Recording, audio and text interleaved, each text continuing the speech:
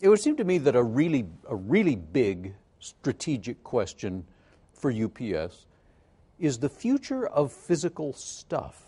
Meaning, Alan Greenspan said that in the last half of the 20th century, the value of America's GDP increased by a factor of 5. But the physical weight of the GDP didn't increase at all.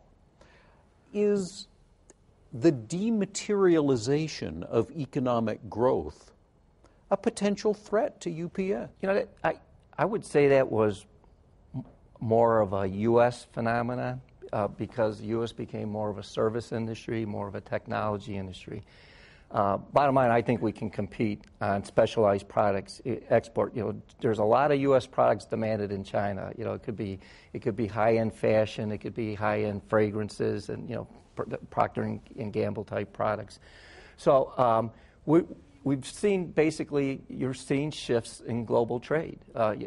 China became the factory for the world. We're now seeing that move though as wages in China go up. Vietnam is becoming pretty strong. So you're always seeing this rebalance of trade, and it's not really a threat because of our global footprint and our capabilities we have in over 200 countries. Right. So it sounds like if there is any dematerialization of growth, it's more than made up for by the fact that there's this opening of commerce around the world, and more stuff is still going to get sent. Is that fair? Right. Yes.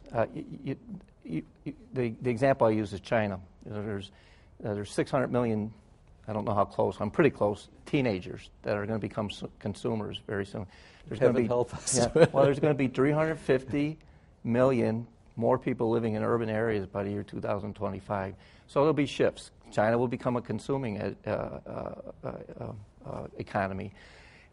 So what I call is really shifts in global trade, and I think it'll follow cheap labor, yes, but what we're seeing more and more is we're talking strategically about sourcing of raw materials, sustainability of raw materials, where your end consumer is, right? So what we're talking a lot about with customers now is, in risk mitigation, is having multiple manufacturing strategies, manufacturing each of the major geos, Americas, Europe, Asia, as a risk mitigation, as a sustainability, and as a possible cost improvement too. So it keeps moving, and I think it will continue to evolve based on one thing: is the price of oil is a wild card.